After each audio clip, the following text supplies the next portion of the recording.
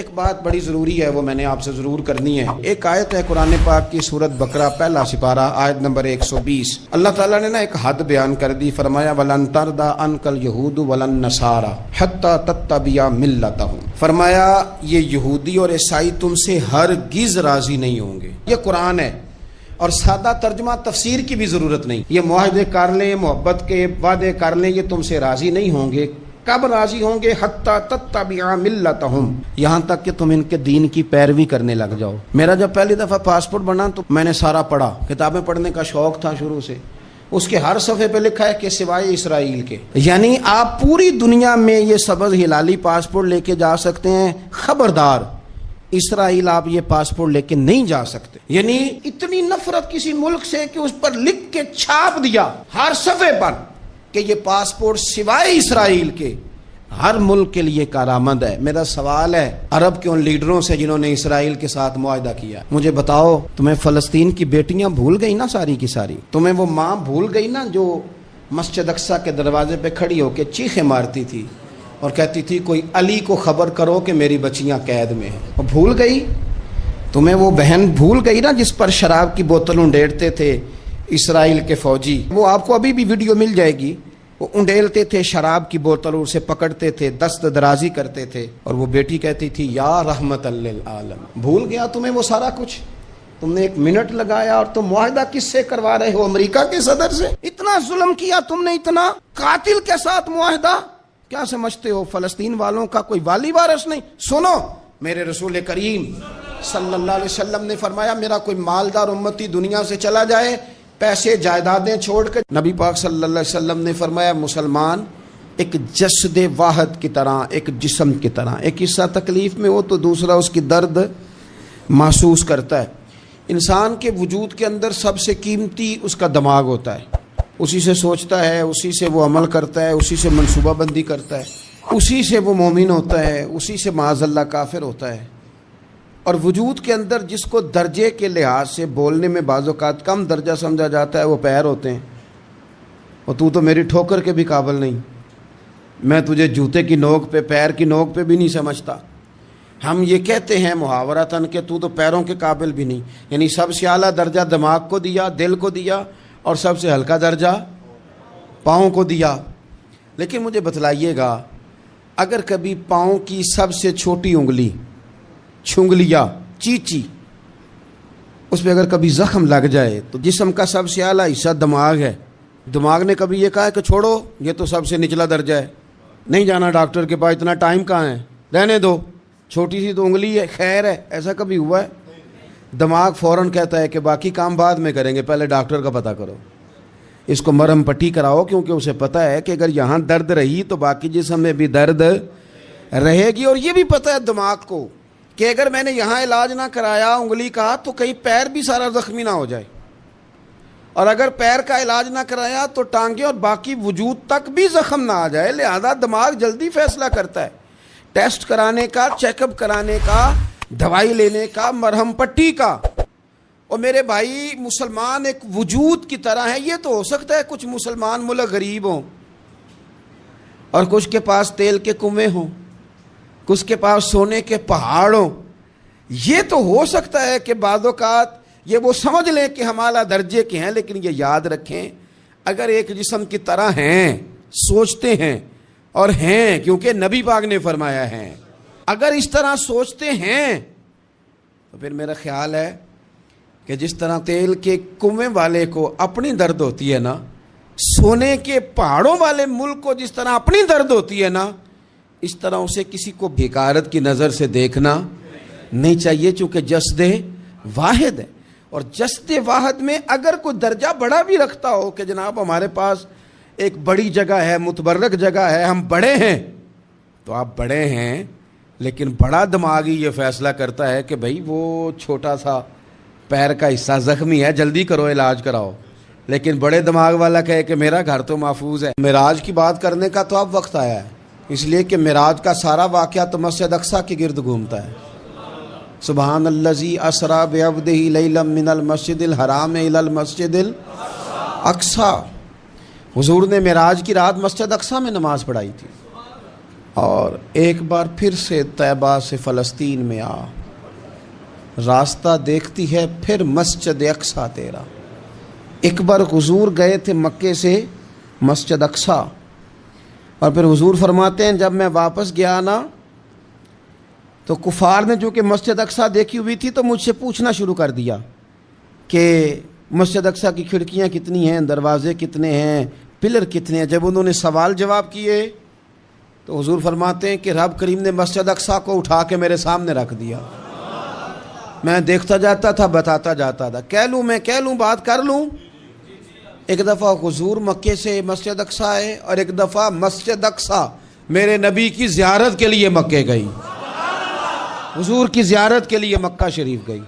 اور میرے نبی تو صرف کسی چیز کی طرف ایک دفعہ دیکھ لیں تو وہاں رحمت کے پھول کھلتے ہیں۔ مسجد اقصیٰ کی طرف منہ کر کے 17 مہینے میرے نبی نے نماز پڑھی ہے۔ مسلمانوں پتہ ہی کوئی نہیں، ہماری خبریں ہی اور ہیں، ہمارا درد ہی اور ہے، ہمیں پتہ ہی نہیں بم کہاں برس رہے ہیں، ہمیں یہ خبر ہی نہیں۔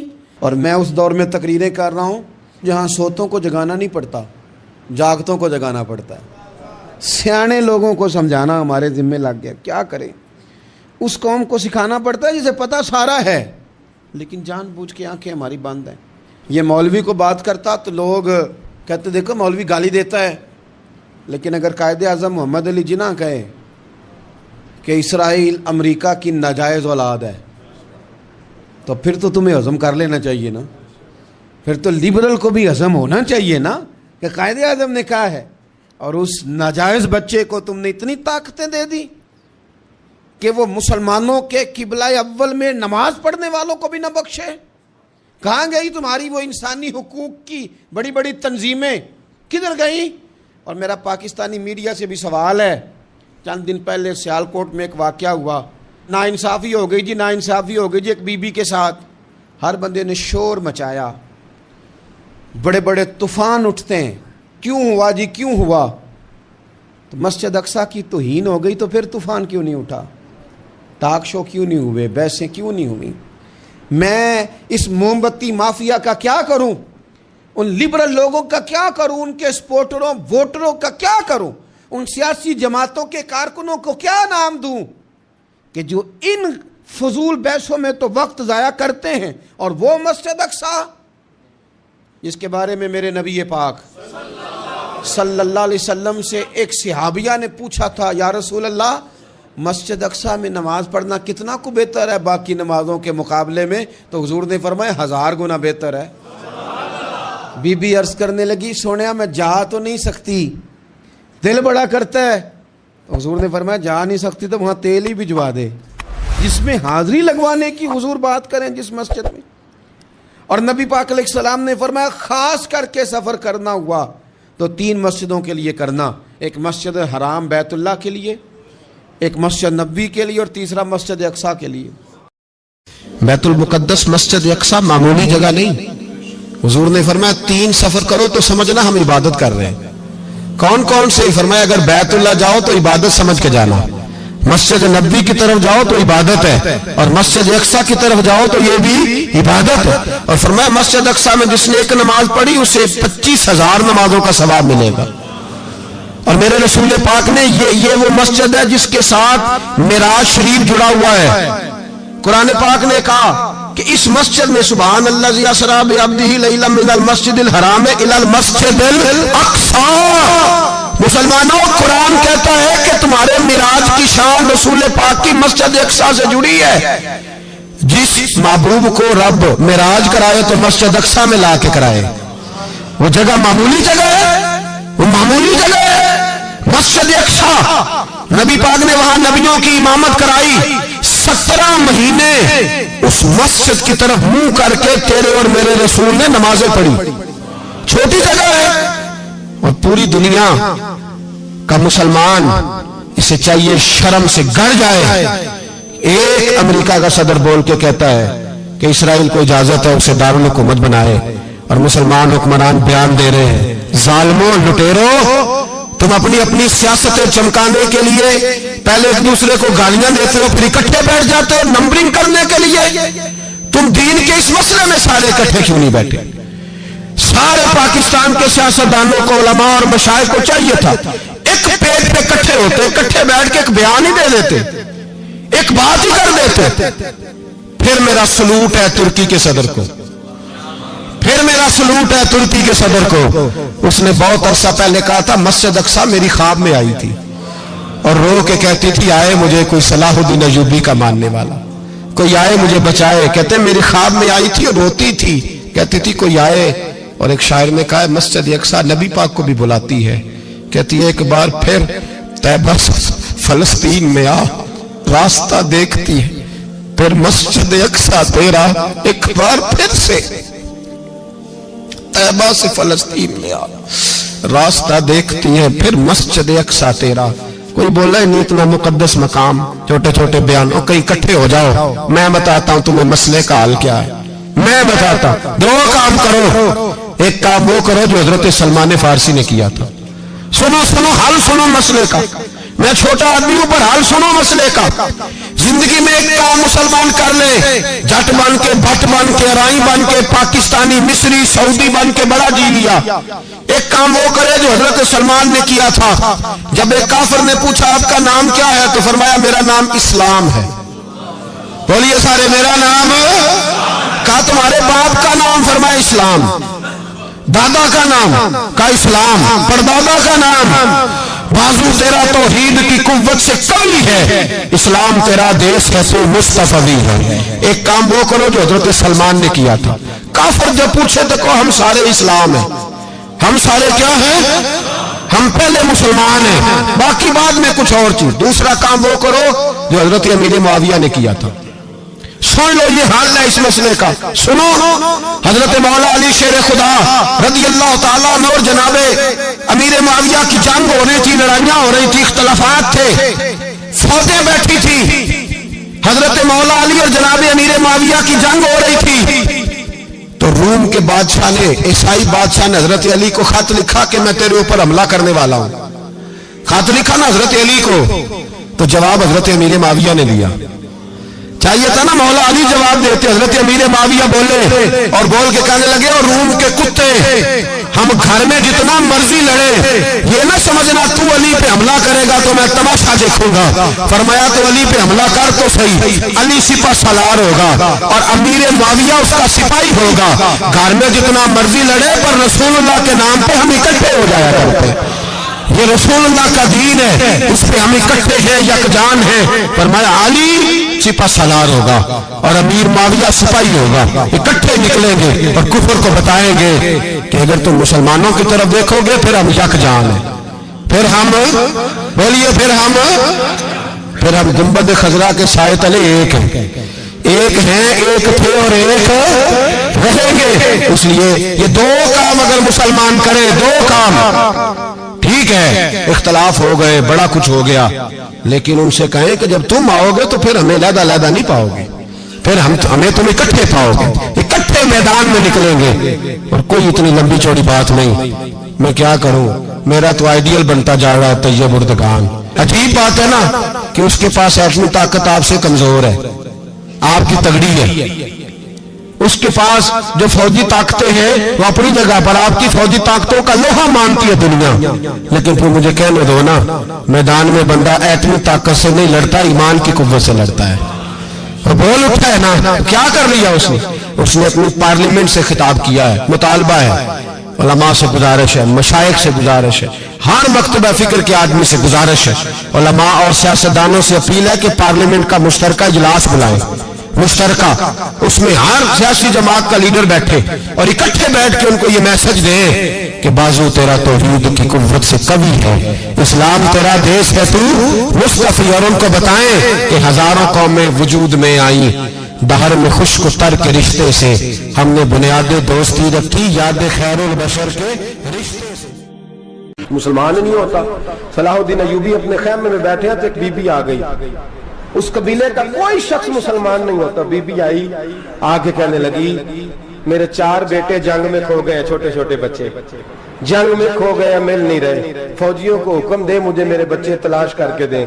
صلاح الدین ایوبی نے جھٹ پٹ سر پہ امامہ باندھا، نیزہ پکڑا، سینے بند باندھا، اپنے جبے کو سمیٹا اور باہر کہنے لگی تو کدھر جا رہا ہے؟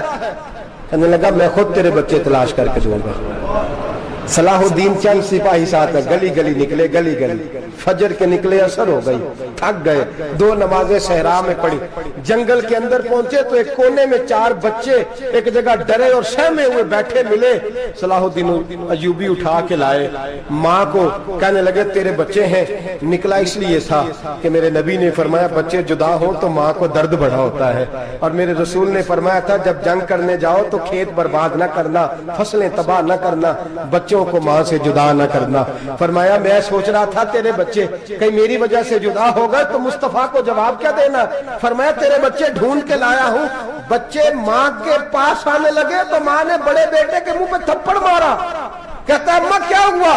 کہنے لگے تو نے سنا نہیں کہ دشمن کے بچوں کی اتنی حفاظت کرتا ہے؟ میرے پاس نہ جا، اس کے قدموں میں بیٹھ جا، جس نبی کے غلام اتنے سچے ہیں وہ نبی کتنا سچا ہوگا۔ بنو قریظہ اور بنو نذیر 2 محلے تھے یہودیوں کے۔ یہودیوں نے بڑی عہد شکنی کی تو نبی پاک صلی اللہ علیہ وسلم نے ان کو بے دخل کر دیا، مدینے سے نکال دیا، مدینہ منورہ سے۔ یہودی نکل گئے مدینہ طیبہ سے، تو جب وہ نکل کے جا رہے تھے تو ان کے مکان، ان کے باغ، ان کی جائیدادیں بچ گئیں۔ نبی پاک علیہ السلام نے انصار مدینہ کو پہلے بلایا، جاگ رہے ہیں نا آپ لوگ؟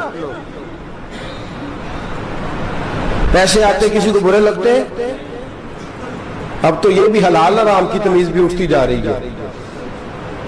جائیداد، باغ، مال، علاقہ خالی ہوا ہے، وہ چلے گئے اور لوگ تو ڈھونڈتے پھرتے ہیں۔ اللہ خیر فرمائے، شاملہ ہر جگہ ملتی نہیں اب شہروں میں، وہ کس کس نے نام کرا لی، کدھر گئی ہے کوئی خبر ہی نہیں، خالی جگہ پڑی ہے۔ میرے نبی پاک علیہ السلام نے پہلے انصار مدینہ کو بلایا، حضور نے فرمایا انصاریوں بہت بڑی جائیدادیں یہودیوں کی، بنو نذیر اور بنو قریظہ محلے خالی ہو گئے، میرا دل کرتا ہے وہ تمہیں دے دوں، اس لیے کہ تم نے اپنے مہاجر بھائیوں کے ساتھ بڑا تعاون کیا، جائیدادیں تم نے دے دی ہیں، مکانات دے دیے ہیں، بڑا کچھ تم نے دیا ہے، میرا دل کرتا ہے وہ تمہارے نام کر دوں۔ تو انصار مدینہ کیا کہنے لگے یا رسول اللہ دے تو ہم نے دیا ہے پر وہ بیچارے جھچکتے ہی رہتے ہیں، وہ جھچکتے ہی رہتے ہیں، کھول کے ہماری چیزیں استعمال نہیں کرتے۔ تو حضور ہم تو پہلے ہی انصار ہیں، ہمارے پاس بڑا کچھ ہے، آپ مہربانی فرمائیں وہ سارا کچھ مہاجروں کو دے دے مہاجرین کو، ہمیں نہیں چاہیے۔ اب چلے گئے بات کر کے، میرے حبیب پاک نے مہاجروں کو بلا لیا، فرمایا بنو نذیر اور بنو قریظہ قبیلے کی جائیدادیں آئی ہیں، تمہارے پاس بظاہر جو چیزیں ہیں بھی وہ بھی انصار مدینہ کی ہیں، تو میرا یہ خیال ہے کہ وہ سارا کچھ تمہیں دے دیا جائے۔ حضرت ابوبکر صدیق رضی اللہ تعالیٰ عنہ کہنے لگے یا رسول اللہ صلی اللہ علیہ وسلم ہمارے انصار بھائیوں نے ہمارے لیے دل تک کھول دیے ہیں، حضور انہوں نے ہر چیز بانٹ کے ہمارے سامنے رکھ دی ہے، ہم اتنے خرد غرض ہیں کہ سارا کچھ لپیٹ جائیں۔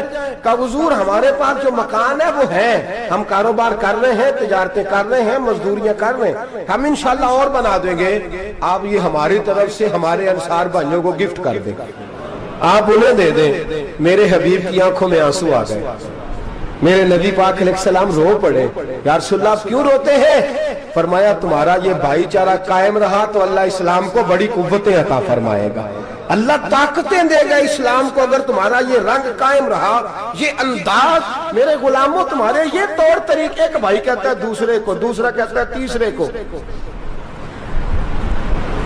مسلمانوں کی نا ایک تعداد لڑتے دور چلے گئی، تاتاریوں نے قید کر لیا، 4 مسلمان تھے، تبلیغ کرنے گئے، جنگ کرنے گئے، جہاد کرتے کرتے کافروں سے لڑتے تاتاری قوم میں چلے گئے، وہاں قید کر لیے گئے تو سزائے موت کا حکم ہوا، 4 بزرگ تھے، سزائے موت کا حکم ہوا تو تاتاری بادشاہ جو تھا وہ بڑا خلاف تھا، بڑا سخت مخالف تھا مسلمانوں کے، اس نے کہا کہ ان کو جب پھانسی دینا نا مسلمانوں کو تو میرے سامنے دینا۔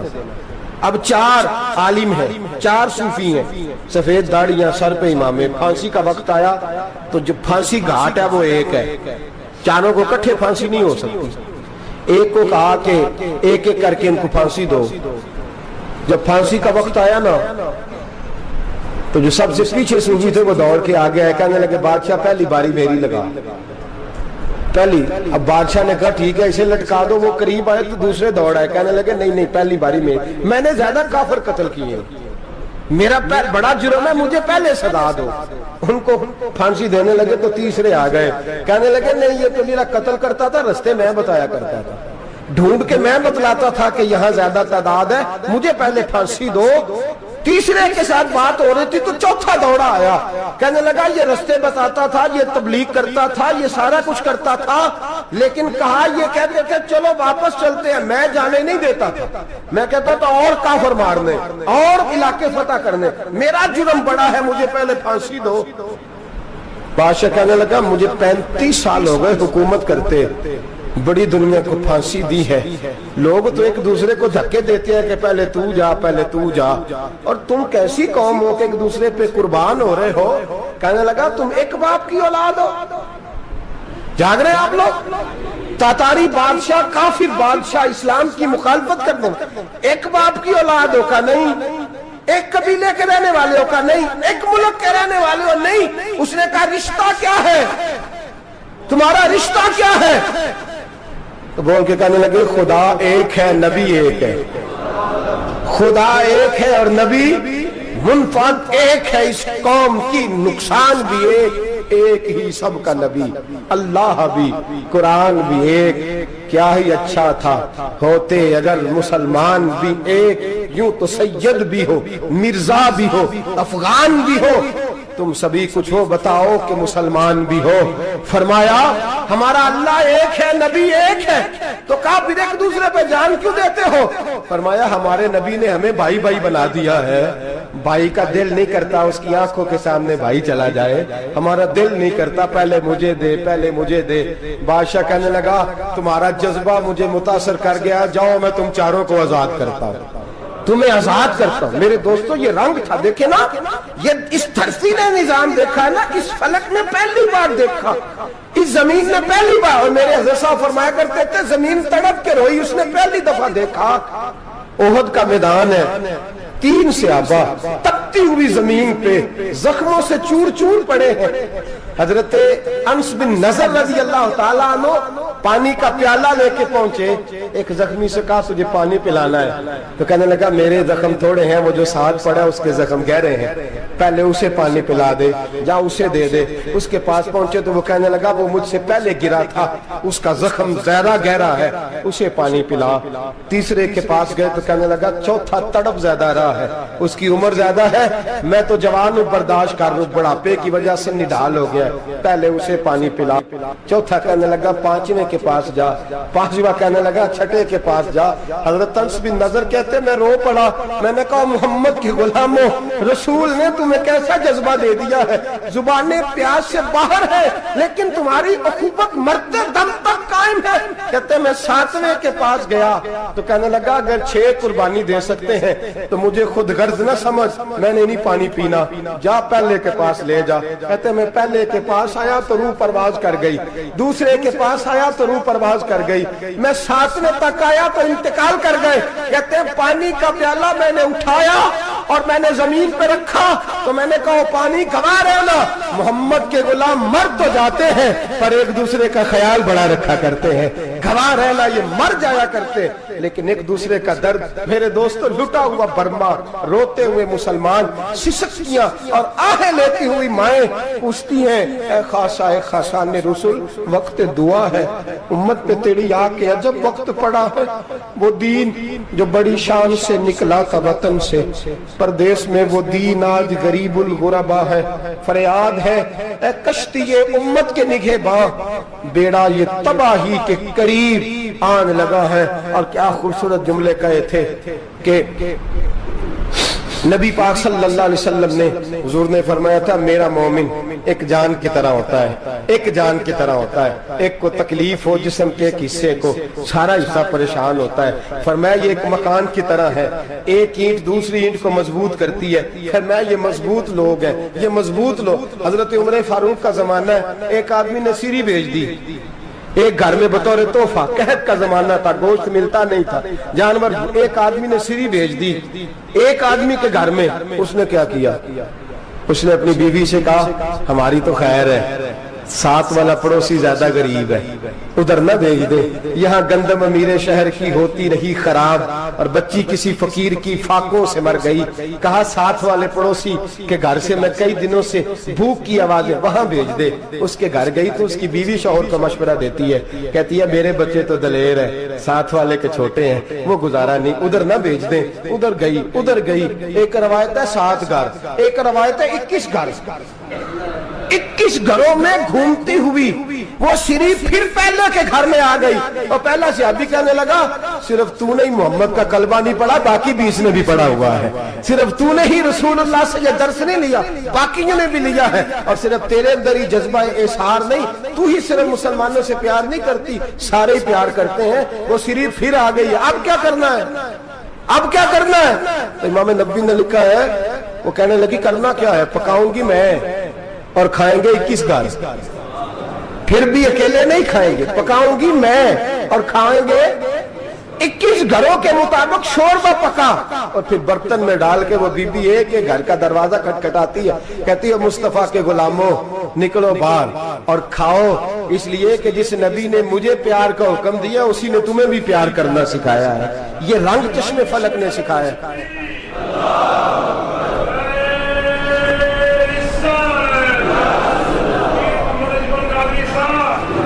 आपकी बड़ी मेहरबानी, जिंदाबाद वही है जिसको अल्लाह रसूल जिंदाबाद फरमाए, बड़ी मेहरबानी, अल्लाह जज़ा दे। अर्ज ये करने जा रहा था कि रसूल करीम सल्लल्लाहु अलैहि वसल्लम ने पैगाम दिया उम्मत को, फरमाया देखे ना कितने बड़े लफ्ज हैं।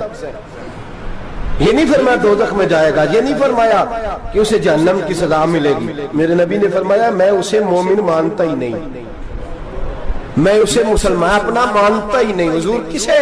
फरमाया जो पेट भर के खाता है और उसका हमसाया भूखा सो जाता है। मैं मोमिन ही नहीं मानता। सजा तो तब मिलेगी ना कि जब मैं किसी सजा का ऐलान करूं, मैं मानता ही नहीं, वो मेरा है ही नहीं, खुद पेट भर के खा रहा है, हमसाया उसका भूखा, मैं नहीं मानता। इन्नमल मुमिनूना इख्वा, मोमिन भाई भाई, मैं मानता ही नहीं उसे। और मेरे हबीब पाक इतने बड़े लफ्ज हदीस में और कहीं नहीं मिलेंगे आपको, इतने बड़े जुमले कहीं नहीं मिलेंगे। मेरे नबी पाक ने फरमाया अल्लाह कहेगा क़यामत के दिन, कौन? इतने बड़े लफ्ज हदीसों में मिलते नहीं जितने ये हैं। हुजूर ने फरमाया रब फरमाएगा बंदे से कि मैं तेरे पड़ोस में भूखा था, तूने मुझे रोटी क्यों नहीं खिलाई? कौन कह रहा है? अल्लाह कह, मैं भूखा था तूने रोटी नहीं दी, मैं नंगा था तूने कपड़ा नहीं दिया, मैं प्यासा था तूने पानी नहीं पिलाया, मैं बीमार था तू तीमारदारी। या अल्लाह, ना तू खाता है, ना पीता है, ना कपड़ा पहनता है, ना तू बीमार होता है, लाता खुजूस न तुम वला नूम, तुझे बीमारी आती नहीं, ऊँग नींद नहीं आती, मेरे मालिक तू मेरे पड़ोस में था। तो हुजूर फरमाते हैं रब फरमाएगा वो जो बंदा तेरे पड़ोस में भूखा था तो बंदा तो मेरा ही था ना, वो जो बंदा तेरे पड़ोस में नंगा था तो बंदा तो मेरा ही था ना, वो जो तेरे पड़ोस में प्यासा तड़पता रहा तो वो मेरा ही बंदा था। तू दवाई लेने जाए तो बड़े अस्पताल में और उस बेचारे को 20 रुपए पर्ची के भी मुयस्सर ना आए तो मेरा ही बंदा था। मेरे दोस्त ख्याल कर और याद रख, ये जो हमसाये ममालिक में जुल्म होते हैं, ज्यादतियां होती हैं, हमारे घर का पंखा अच्छा चलता है, हम जुलूस उस वक्त निकालते हैं जब हमारी लाइट बंद होती है, हम जुलूस उस वक्त निकालते हैं जब हमारा एसएचओ हमें तंग करता है, हम उस वक्त दर्द महसूस करते हैं जब हमारे घर तक आग आ जाती है। ये जो बाहर आग जल रही है ये तेरे घर भी आ सकती है, ये जो बाहर फसाद हो रहा है ये तेरे दरवाजे तक आ सकता है। मेरे रसूल पाक ने एक जान, मुसलमान को एक जान करार दिया। मुझे बताइए, उंगली को कट लग जाए, मुसलमान एक जान है ना, उंगली को लग जाए कट, दिमाग कहता है मैंने नहीं सोचना इसके बारे में, मैंने इसके दर्द को महसूस ही नहीं करना, उंगली की दर्द है, उंगली जाने उसका काम जाने। ऐसे ही होता है ना। बोले पैरों से कहते हैं, उंगली कहती है चल डॉक्टर के पास, पैर कहते हैं नहीं मैंने नहीं जाना, उंगली का काम है उंगली जाए। ऐसे ही है ना। दिल से कहते हैं तू तड़प थोड़ा सा, उंगली को दर्द है, कहते मैं क्यों तड़पूं, उंगली का मामा, उंगली जाने उसका काम जाने। टेलीफोन करना है, डॉक्टर साहब का पता करना है तो कान कहते हैं मैंने नहीं बात सुननी डॉक्टर साहब की, जुबान कहती है मैंने नहीं बोलना, उंगली जाने। ऐसा होता है। पैर एहतजाज करते हैं कि मैंने डॉक्टर के पास, मैं क्यों चक्कर खाता फिरूं डॉक्टर की दुकान की, उंगली को दर्द है उंगली जाने। ऐसा होता है भाई। मेरे रसूल पाक ने फरमाया मुसलमान एक जान है, तो दर्द बर्मा के मुसलमानों को हो रहा है तो पाकिस्तानी कह रहे हैं कोई बात नहीं, वो जाने उनका काम जाने। एक जान है ना, दर्द होना चाहिए, तकलीफ होना चाहिए। फट्टे पे बातें होती हैं इस मौजूद पे। اسمبلی پہ گفتگو ہوئی ہے اس موضوع پہ؟ آپ کی صوبائی اسمبلیاں اس موضوع پہ بولی ہیں؟ آپ کے کونسل اس موضوع پہ بولے؟ ہم تو اپنی اپنی سیاستیں، اپنے اپنے تماشے، اپنے اپنے چکروں میں لگے ہوئے۔ وہ دریا کے اندر سسکتے مسلمان، بنگالی کہتے ہیں ہمارے نہیں، برمی کہتے ہیں ہمارے نہیں، پاکستانی کہتے ہیں ہمارے نہیں، ترکی کہتے ہیں وہ کس کے ہیں؟ وہ کس کے ہیں؟ وہ اللہ کے بندے ہیں، محمد عربی کے غلام ہیں صلی اللہ علیہ وسلم۔ لیکن میرے دوستو، کیا ہمیں کیا غرض ہے؟ وہ جانے، ان کا کام جانے۔ یہ جب تیرے پیروں تک آگ آئے گی پھر تجھے پتا چلے گا یہ بڑی سخت آگ ہے۔ آج جس کافر نے برما پر عرصہ دراز تنگ کیا ہے، مسلمان تھوڑے تھوڑے مفاد لینے کی خاطر نا، بنو عباس اور بنو امیہ کی جنگ چل رہی تھی، بنو عباس جو تھے وہ غالب آ گئے، بنو امیہ جو تھے ان کی حکومت ختم ہو گئی، تو عیسائیوں نے بنو امیہ سے کہا کہ ہم تمہارے ساتھ تعاون کرتے ہیں، ہم تمہارے ساتھ تعاون کرتے ہیں اور بنو عباس پہ غلبہ پا کے تمہیں حکومت دلاتے ہیں۔ بنو امیہ بڑی جدوجہد کر رہے تھے بادشاہی کے لیے، لیکن انہوں نے کہا کہ ہم لڑ رہے ہیں، کوشش کر رہے ہیں، لیکن ہمیں کسی کافر کی مدد کی ضرورت نہیں۔ ہم جتنا مرضی لڑیں لیکن کافروں کے ہاتھوں بنو عباس کو مروانے کو ہم تیار نہیں ہیں۔ میں خبردار، تمہارا آپس کا معاملہ ہے، ہم خود نمٹ لیں گے، تمہیں اجازت نہیں دیتے تم اندر کودو اور کود کر کے تم فسادات پیدا کرو اور مسلمانوں کے اندر تقسیم کرو۔ میرے دوستو، مسلمان کو سوچنا چاہیے، سوچ بڑی رکھنی چاہیے۔ گھر کی جنگ سے نکل آ، اب بہو ساس کے جھگڑے سے باہر آ جا، اب ملے کی سیاست چھوڑ کے باہر کا سوچ۔ اب اسلام کو تیری حاجت ہے۔ اب پوری دنیا جب مسلمان کو دیکھے نا، فیس بک یوز ہوتی ہے، اس پہ نوجوان جب اسلام کی بات کرنے لگے گا، اس پر جب بڑا اسلام کی بات کرنے لگے گا، پوری دنیا میں پیغام جائے گا کہ مسلمان اب جاگنے لگا ہے، مسلم خوابیدہ بیدار ہونے لگا ہے، اب اس کی آنکھیں کھلنے لگی ہیں، اب یہ اپنے مذہب کی بات کرتا ہے، اب یہ اپنے ملک سے، صوبے سے، برادری سے نکل کر بولتا ہے، اب یہ کہتا ہے کہ بازو تیرا توحید کی قوت سے قوی ہے، اسلام تیرا دیس ہے، تو مصطفی ہے۔ اب یہ بڑی سوچ رکھتا ہے، اب یہ عالمی بات کرتا ہے۔ میرے دوستو، ہمارا تو حال یہ ہے، امام اعظم ابو حنیفہ کا فتویٰ ہے، آپ فرماتے ہیں جو مولوی عالمی حالات سے باخبر نہ ہو وہ جمعے کی تقریر نہ کرے، وہ مسلمانوں کی رہنمائی نہیں کر سکتا۔ عالمی حالات سے جو خبردار نہ ہو، تو جس کو چھٹی ہو جائے، تو نے ختم نہیں پڑھا، دوڑ جا مسجد سے، تو ختم نہیں پڑھتا، ہمارے تجھے پتہ ہی نہیں دکان رہتا ہے، بھاگ جا، وہ عالمی حالات پہ بات کرے گا، کیونکہ بیچارے کو تو پتہ ہے میری سویرے چھٹی ہو جانی۔ سیاست کا لفظ چھیڑا نہیں تو میں گیا نہیں۔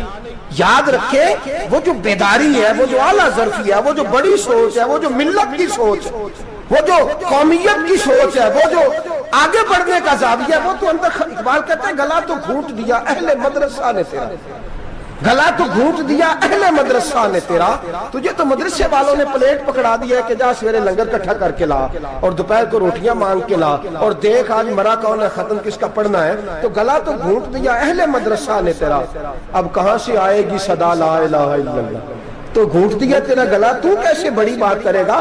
بڑی بات کے لیے بڑی سوچ چاہیے، بڑی تگودو چاہیے، بڑی کوشش چاہیے، بڑا حوصلہ چاہیے۔ مسلمان چھوٹی چھوٹی لڑائی میں، چھوٹی چھوٹی جنگ میں، ایک دکاندار دوسرے دکاندار سے لڑ رہا ہے، گلی والا دوسری گلی والی سے لڑ رہا ہے، محلے والا محلوں پہ اعتراض، ایک شہر میں رہنے والے میں نے دوسرے محلے پہ اعتراض کرتے دیکھے۔ یقین کریں، ایک شہر میں رہنے والے، علاقے میں بسنے والے کہتے ہیں بھائی توبہ ہے، اس محلے تو اللہ ہی بچائے، لا حول ولا قوت۔ وہ جو تقسیم در تقسیم کی سوچ ہے، اس نے چھوٹے چھوٹے ٹکڑوں میں مسلمانوں کو بانٹ دیا ہے، چھوٹی چھوٹی تقسیم ہے، چھوٹا چھوٹا ہمارا مزاج ہے، چھوٹی سوچ ہے۔ بڑی سوچ کی بات سنیے، صلاح الدین ایوبی، جاگ رہے ہیں نا آپ لوگ؟ تو آخر حضرت صاحب ایڈی وڈی گل چھیڑ چھڑی ہے، یہ مطلب ہی کون نہیں، کنے برما جانا ہے تو کنے مدد کرنی ہے۔ میں تو بھائی فریضہ سر انجام دے رہا ہوں۔ میرے نبی نے فرمایا برائی کو یا ہاتھ سے بدل، ہاتھ سے نہیں بدل سکتا تو زبان سے تو بولنا۔ تو میں معذور ہوں، کمزور آدمی ہوں، ہاتھ سے بدلنے کی طاقت نہیں رکھتا، تو دوسرے درجے پہ تو مجھے عمل کرنے دو نا۔ اثر کرے نہ کرے، سن تو لے میری فریاد، نہیں ہے داد کا طالب یہ بندہ آزاد، رونے تو دو، تڑپنے تو دو، آہیں تو بہانے دو، سسکیاں تو لینے دو، مار کھائیے تو تڑپنے تو دو۔ وہ قرآن پاک برما میں پابندی لگی ہے تو میں یہاں سوچنے لگا ہوں کہ وہاں تو پابندی لگی ہے، یہاں پہلے ہی لوگ کوئی نہیں پڑھتی۔ معاذ اللہ تعالیٰ حالات دن پہ دن مسلمانوں کے لیے ایک ایک کر کے، افغانستان میں جو آگ لگی تھی، پھر وہ عراق میں بھی لگی، پھر وہ لیبیا میں بھی لگی، پھر وہ مصر میں بھی لگی، پھر وہ یمن میں بھی لگی۔ سعودی عرب میں دھماکے ہوئے، میرا دل تڑپا ہے، مجھے پریشانی ہوئی، میں بچے پاس تھے، میں بڑا ڈسٹرب ہوا، میں نے کہا یار یہ ہمارا سب کا اجماعی عقیدت کا مرکز ہے، ہم کم از کم 1000 اختلاف کے باوجود کہا کرتے تھے کہ عرب میں امن ہے یار، وہاں سکون ہے، وہاں دکانیں کھلی چھوڑ کے لوگ چلے جاتے ہیں، وہاں بھی فساد ہونے لگا، وہاں بھی آگ بڑھ گئی ہے، لیکن ہم صرف چھوٹی چھوٹی کر کے جب آگ بجھانے کی کوشش کریں گے اس وقت آگ نہیں بجھے گی، جب ہر آدمی اپنے پیالے میں پانی لے کے آئے گا، ہر شخص اپنے گھر کی نل چلائے گا، ہر شخص نلکا چلائے گا اور پانی نکال کے یہ آگ بجھائے گا، تب یہ آگ بجھے گی۔ ہر آدمی کو کردار سوچ بڑی کرے، نظریہ بڑا کرے، ملت کی بات کرے، مسلمان ہو کے سوچے، مسلمان ہو کے سوچے، خدا را نکلے یہ گھر کے جھگڑوں سے، تھوڑی دیر کے لیے اپنے آپ کو بڑا کرے، بڑی سوچ آپ بنائیں، جب دوستیاں لگائیں، یارانے لگائیں، پھر چھوٹے موٹے حساب سے بچیں۔ بابا بلے شاہ صاحب فرماتے کورے ورک کتاب نہیں ہوندے، کورے ورک کتاب نہیں ہوندے، پتھر دل گلاب نہیں ہوندے، او بلیا یاری سوچ کے لائیں، یارا نال حساب نہیں ہوندے۔ پھر ذرا نکلے اس حساب کتاب سے باہر، بلیا یاری سوچ کے لائیں، یارا نال حساب نہیں ہوندے۔ پھر ذرا بڑا ذہن کرے، چھوڑے اپنے حساب، یبصرون اعلی انفسہم ولنبلونکم بشیء من الخوف والجوع ونقص من الاموال والانفس والثمرات۔ پھر حساب کتاب سے نکلے، پھر امام علی مقام کی طرح یہ سوچ بنائے کہ حسین کے بچے چلے جائیں تو کوئی حرج نہیں، امت پر آنچ نہیں آنی چاہیے۔ ایک امام علی مقام، کل تک امام میدان میں کھڑے تھے تو اکیلے تھے، لیکن آج پوری دنیا کہتی ہے حسین ہمارا ہے، حسین ہمارا ہے۔ آج نظریہ امام علی مقام زندہ ہے، تو اکیلا ہے تو کھڑا ہو، یہ نہ کہا کر چھوٹی سی مسجد ہے، ایک کونا کا کھڑکاوا، مولانا تقریر کر رہے ہیں تو کیا بنے گا، ایک آواز کہیں سے گونجا کرتی ہے، پھر اس میں تاثیر میرا اللہ پیدا فرما دیا کرتا ہے، پھر اس کے اندر قوت میرا رب پیدا فرما دیا کرتا ہے، پھر اللہ اس میں تاثیر پیدا کر کے 4 دانگ عالم میں پھیلا دیا کرتا ہے۔ صلاح الدین ایوبی، مسلمانوں پہ ظلم ہوا، فلسطین میں آگ لگی اور پورے فلسطین کی گلیاں خون سے بھر گئیں، ایک دن کے اندر 70,000 مسلمان قتل ہوا۔ گھوڑوں سے سڑکوں پہ چلا نہیں جاتا تھا، گھوڑے پھسلتے تھے، اتنا خون تھا، اور کچی سڑکیں تھی، اتنا خون تھا، پہلے کچی زمین نے خون پیا، پھر خون اس سے باہر آیا، پھر بھی اتنا سخت 70,000 آدمی قتل ہوا۔ صلاح الدین ایوبی کون تھے؟ میرے غوث اعظم جیلانی کے مدرسے کے طالب علم تھے۔ جامعہ نظامیہ مدرسہ، یہ مدرسے ہیں جنہوں نے دین کے مجاہد پیدا کیے، مدارس ہیں جنہوں نے دین کے مجاہد پیدا کر کے پوری دنیا کے اندر پھیلائے ہیں۔ مدارس کے اندر دہشت گردی آئی، میں اختلاف نہیں کرتا، لیکن ابھی بھی مدرسے ہیں جن مدرسوں سے رسول اللہ کے دین کا سچا درس دیا جاتا ہے، امن، پیار اور محبت کی فضا کو عام کیا جاتا ہے وہ مدارس، اور انشاءاللہ قیامت کی صبح تک وہ مدرسے قائم رہیں گے۔